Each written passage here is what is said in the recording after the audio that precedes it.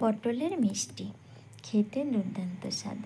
নমস্কার বন্ধুরা, লিলি রান্নাঘর চ্যানেলে সবাইকে স্বাগত জানাই। আমি লিলি। আমি আজকে বাড়িতে করেছি পটল দিয়ে মিষ্টি। খেতে কিন্তু খুবই ভালো লাগে, আর অল্প কিছু উপকরণ দিয়ে বা বাড়িতে থাকা উপকরণ দিয়েই কিন্তু আমি করেছি এত সুন্দর মিষ্টিটি। তাহলে বন্ধুরা চলুন দেখে নিন আমি কিভাবে করেছি। ভালো লাগলে লাইক শেয়ার করুন। এখানে আমি 3টে পটল নিয়েছি। আজকে কিন্তু আমি একটু অল্পই করব। পটলগুলোর খোসা ছাড়িয়ে মধ্যের বিচিগুলো কিন্তু আমি সব বের করে নিয়েছি, আর একটা কাঁটা চামচের সাহায্যে আমি এইভাবে করে কিন্তু ছিদ্রগুলো করে নেব পটলের গায়ে। বন্ধুরা যারা আমার চ্যানেলে নতুন তারা অবশ্যই সাবস্ক্রাইব করে আমার পাশে থাকুন এরকম সুন্দর সুন্দর ভিডিও পেতে। পটলগুলো আমি একটা ছোট হাঁড়ির মধ্যে দিয়ে দিলাম। এর মধ্যে আমি কিছুটা জল দেব, আর দেব এর সঙ্গে আমি 1 চিমটি খাবার সোডাটা দেওয়ার ফলে পটলের কালারটা কিন্তু এরকম সবুজই থাকবে, তাহলে মিষ্টিগুলো দেখতে ভালো লাগবে। আমি এবার একটা একটু সেদ্ধ করে নেব। দেখুন সেদ্ধ হয়ে গেছে, আমি নামিয়ে নিয়েছি। পটলগুলোর কালার দেখুন কতটা সুন্দর হয়েছে। আমি এভাবে করে রেখে দিচ্ছি। এবার ওই হাঁড়ির মধ্যেই কিন্তু আমি নিয়ে নেব কিছুটা দুধ। আমি ছানা করে নেব। পটলের মিষ্টি কিন্তু মানে মিল্ক মেল্ট আর খোয়া দিয়ে হয়, আমি আজকে ছানা দিয়ে করব। ছানা দিয়ে করলেও কিন্তু খুবই ভালো লাগে খেতে। দুধে উতল এসে গেছে, আমি গ্যাসটা অফ করে দেব। আর 30 সেকেন্ডের জন্য আমি কিন্তু এভাবে নাড়তে নাড়তে দুধটাকে ঠান্ডা করে নেব। আর আপনারা তো জানেন আমি দুধ থেকে ছানাটা কী দিয়ে কাটি। আমি ওই ছানার জলটা দিয়েই কিন্তু আমি দুধ ছানা কাটি। দেখুন আমি ছানার জল দিয়ে দিচ্ছি, আর স্কিপ না করে আমি দেখাবো কতটা সুন্দর ছানা হয়।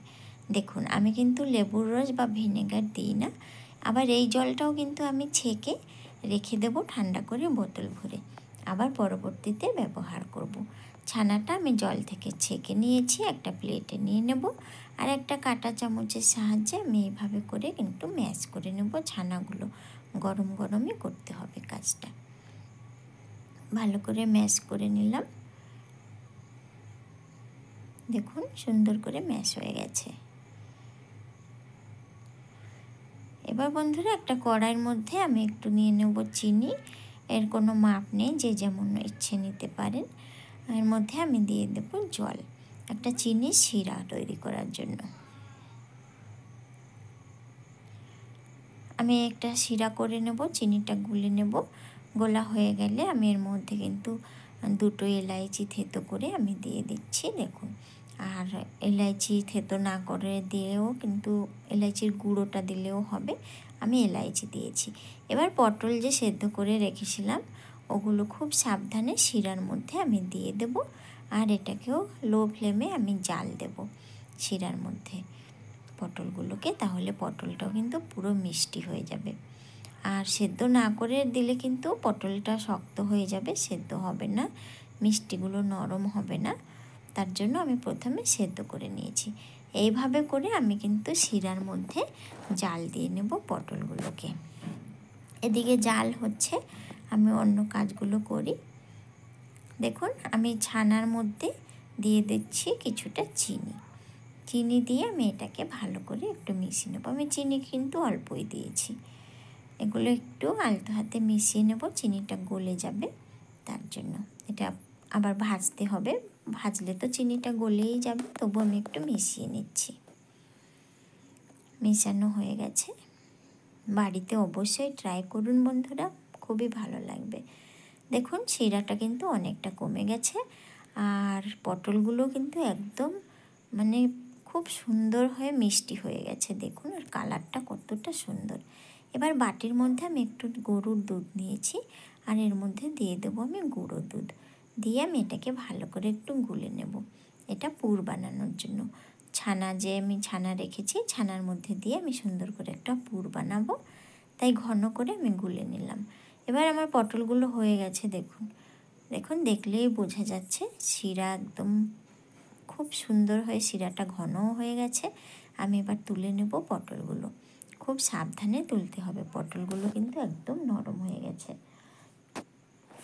তুলে নিলাম পটলগুলো। দেখুন এবার এগুলো আমি একটু এইভাবে করে রেখে আমি ঠান্ডা করে নেব। একটু সোজা সোজা করে রাখতে হবে। এবার কড়াইয়ের মধ্যে যে শিরাটা আছে, শিরার মধ্যে আমি ছানাগুলো দিয়ে দেব।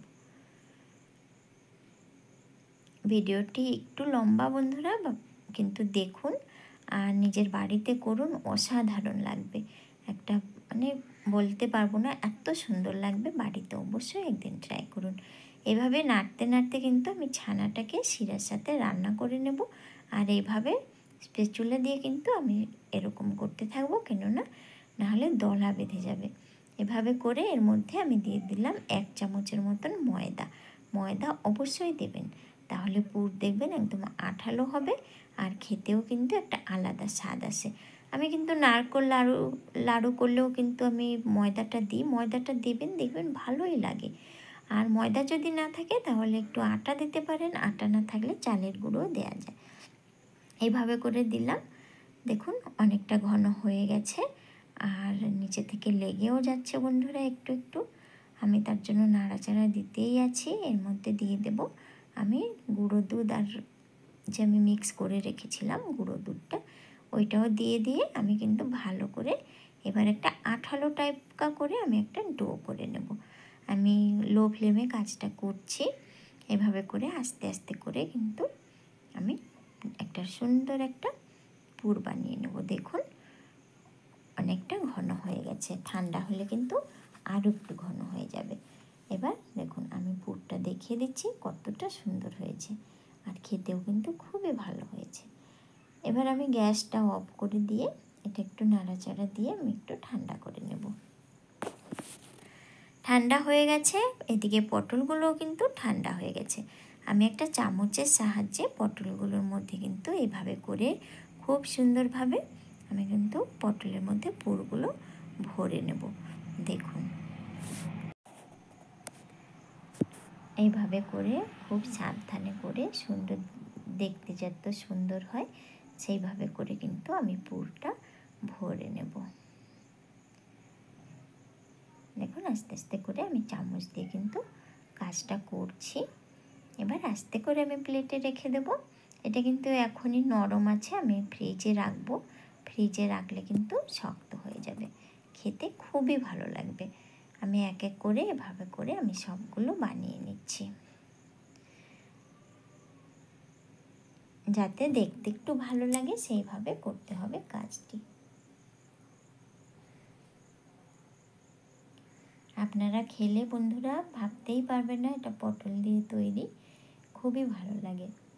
এবার বন্ধুরা ফুড কালার আছে, আমি একটু ভালো সুন্দর দেখানোর জন্য একটু ফুড কালার দিয়ে আমি এভাবে করে ডিজাইন করে দিচ্ছি।